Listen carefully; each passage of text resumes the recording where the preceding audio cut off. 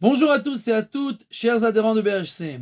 Quand David et Jonathan ont préparé la fuite de David pour savoir est-ce que Saül, le père de Jonathan, veut tuer véritablement David ou pas, alors Jonathan dit à David, écoute, je vais aller vérifier et après je viendrai dans le champ et je tirerai les flèches. Si les flèches te passent et que je dis à mon écuyer, va, parce que les flèches t'ont passé, sache que tu dois t'enfuir parce que Dieu t'a envoyé.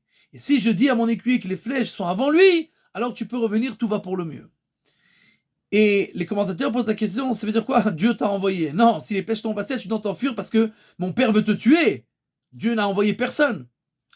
Le Rav Blor, qui était le Rosh Shiva de Telz, raconte que dans son village, un jour, un juif hérétique avait transgressé Shabbat devant tout le monde. Quelque chose qui n'était pas du tout acceptable à cette époque-là. Et donc tout le monde a fait vraiment une manifestation contre cette personne qui avait osé transgresser Shabbat. Et le Rav n'a pas pu se retenir, il a donné 2 paires de claques à cet énergumène. Et malheureusement, quelques temps après, ce juif est devenu le maire. Et tout le monde a dit au Rav, enfuis-toi le plus vite possible parce qu'il va se venger, c'est clair. Et à l'époque, c'est pas comme aujourd'hui, il n'y a pas tellement la loi. Le maire, c'est lui qui fait ce qu'il veut.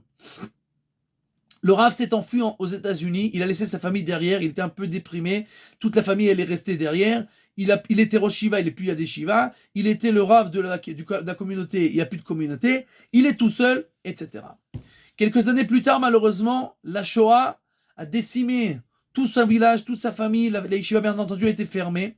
Et en fait, là-bas, il a ouvert la yeshiva de Telz à Cleveland, et qui est devenue une lumière pour le monde de la Torah. Et alors lui, il a expliqué ce verset-là, il a dit, quand quelqu'un te poursuit, c'est pas Shaoul qui te poursuit, c'est pas lui, c'est Dieu qui t'envoie pour une mission. Même si quelqu'un, tu penses qu'il veut te faire du mal, tu penses, lui, il peut rien faire, personne peut te toucher. Et donc, lui-même, il a été envoyé, c'est pas parce que cet hérétique le poursuivait, c'est parce que Dieu l'a envoyé. Il a envoyé 1 pour le sauver, 2 pour ouvrir cette yeshiva que pendant la Shoah et après la Shoah, qu'elle a accueilli énormément de jeunes qui ont grandi et qui sont devenus en fait les futurs dirigeants de la génération. Et donc, c'était en fait sa shlichut, c'était en fait sa mission que Dieu l'avait envoyée. Et donc personne, rappelons-nous que personne, jamais au grand jamais, ne peut nous faire du mal. Et quand on est envoyé à partir de ci ou de là, c'est parce que Dieu nous envoie et on ne doit pas rater notre mission.